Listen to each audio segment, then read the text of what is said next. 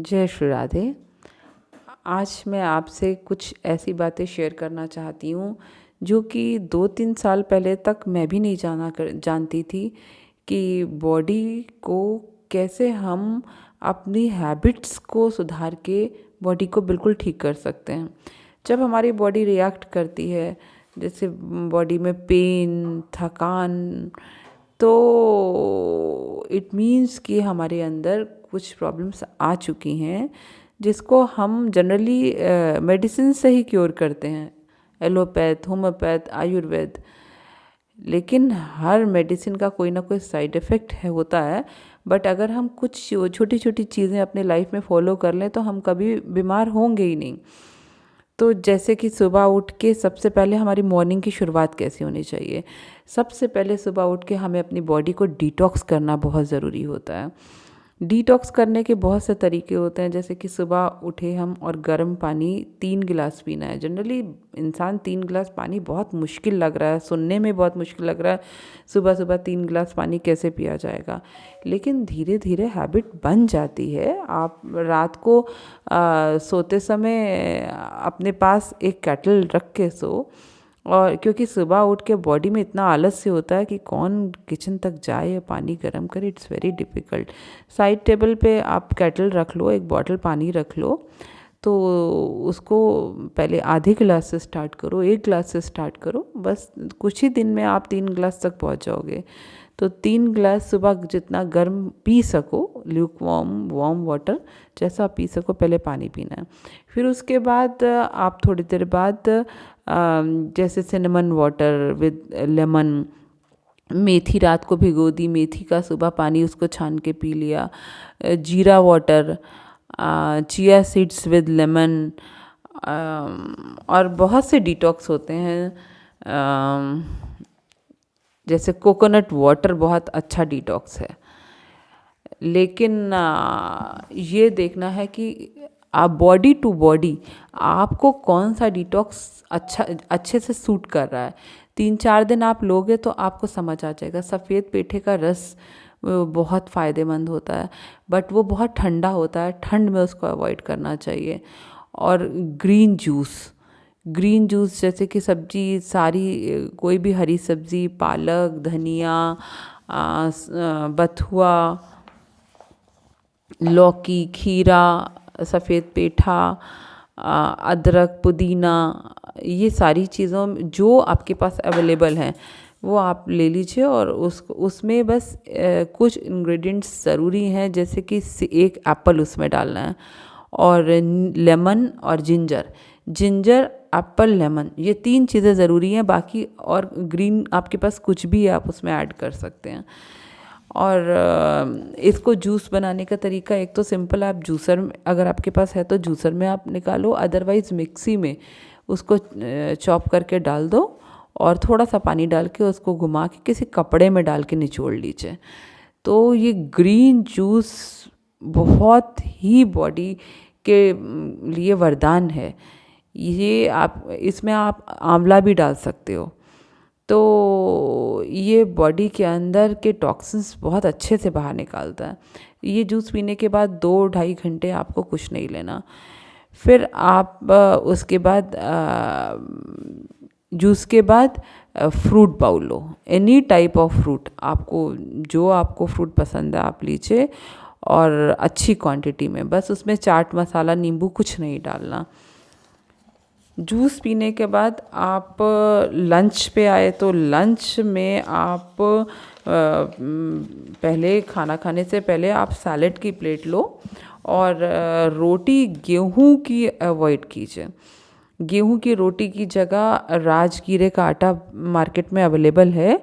आप राजगीरा एंड बेसन और गेहूं तीनों को इक्वल क्वांटिटी में डाल करके उसको किसी भी वेजिटेबल को जैसे पीस लीजिए, मिक्सी में पीस लिया, गाजर या चुकंदर, मेथी, जो भी वेजिटेबल आपको डालनी है, कोई भी वेजिटेबल को पीस करके उसमें आप आटा गूंदो, ना कि पानी में। तो उसकी आप रोटी बना के खाओ, और वेजिटेबल्स जितनी ज़्यादा से ज़्यादा हो सकती हैं लीजिए। और डेयरी प्रोडक्ट अवॉइड करने हैं। जैसे भैंस का दूध अवॉइड करना है। अगर आपको गाय का, देसी गाय का दूध मिल रहा है तो इट्स वेरी गुड, लेकिन देसी गाय का दूध जनरली मिलता नहीं। जर्सी गाय का दूध बहुत नुकसान करता है। तो और अदरवाइज़ आप भैंस का दूध तो पूरी तरह अवॉइड कीजिए। उसकी जगह आप आलमंड मिल्क ले सकते हो, कोकोनट मिल्क ले सकते हो, और butter milk with chia seeds ले सकते हो। मिल्क में बटर मिल्क, दही की छाछ, उसमें आप थोड़ा सा चिया सीड्स डाल के सोख करके ले लीजिए। और कच्चा खाना जो है वो पके खाने से पहले खाना है। कई बार लोग खाना खा लेते हैं उसके बाद फल या सैलेड खाते हैं, वो बहुत रॉन्ग है, उससे फूड डाइजेस्ट नहीं होता। और इवनिंग में आपको कुछ लेना है तो मखाना भून के ले लिया, मखाने का सैलेड बना लिया। मखाने को उसमें प्याज, टमाटर, नींबू, खीरा, जो कोई भी वेजिटेबल चॉप करके डाल दी, और उसमें लेमन डाल दिया, जीरा, चाट मसाला डाल के मखाने की चाट बना ली। अदरवाइज़ मखाने ऐसे ही भून के रख लिए। लैया चना रख लिया। आजकल सर्दियाँ हैं तो अखरोट में गुड़ चढ़ा के रख लिया अपने पास, जब मंचिंग करने का मन करता है तो मंच किया। तो ऐसे ही इवनिंग में आप कोई फ्रूट भी ले सकते हो, कोकोनट वाटर ले सकते हो, इवनिंग में कोई जूस ले सकते हो, जैसे चुकंदर, ABC जूस, चुकंदर, गाजर, एप्पल का जूस, उसमें भी जिंजर थोड़ा सा डालिए, पुदीना डालिए। तो ये इवनिंग में ले लिया। उसके बाद रात का खाना हर हाल में सनसेट 7 बजे तक खा लेना है। रात का खाना 7 बजे तक खाने से आप हमेशा खुश रहोगे। जब आप रात को 7 बजे के बाद खाना खाना छोड़ दोगे तो आपको समझ ही नहीं आएगा कि आपके चेहरे पे हमेशा स्माइल रहेगी। आप करके देखो, एक बार आजमा के देखो।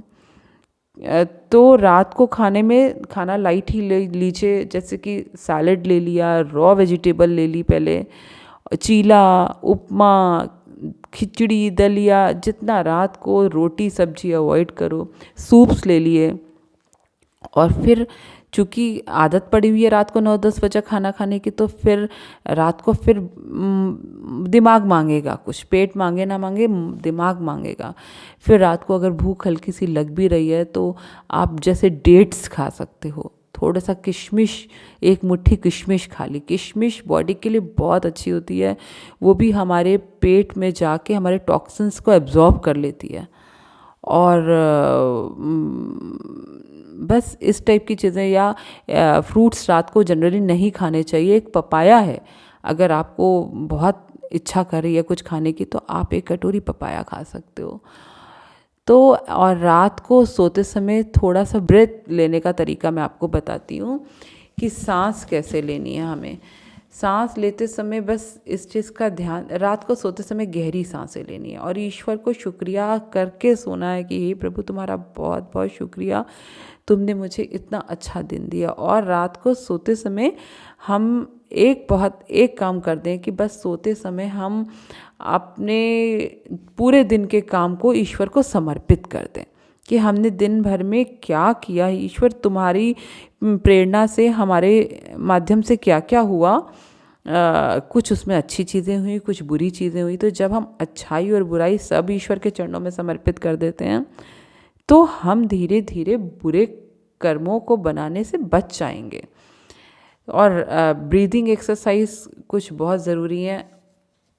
एक्सरसाइज मैं आपको सांस लेने का एक तरीका बताती हूँ। सांस लेने का तरीका, हम नाक से गहरी सांस को भरेंगे और पेट को फुला लेंगे और कुछ सेकंड होल्ड करेंगे, जितना हम होल्ड कर सकते हैं।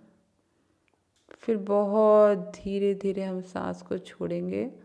सांस को छोड़ते समय हमारा पूरा पेट अंदर की ओर जा रहा है और फिर होल्ड करेंगे। ऐसे ही हमें सांस, मुंह बंद करके सांस, नाक से सांस लेनी है और नाक से सांस छोड़नी है। सांस अंदर जाएगी तो भी होल्ड करेंगे, सांस बाहर आएगी तो भी होल्ड करेंगे। हर पोस्चर में होल्ड करना है और स्लो, बहुत स्लो।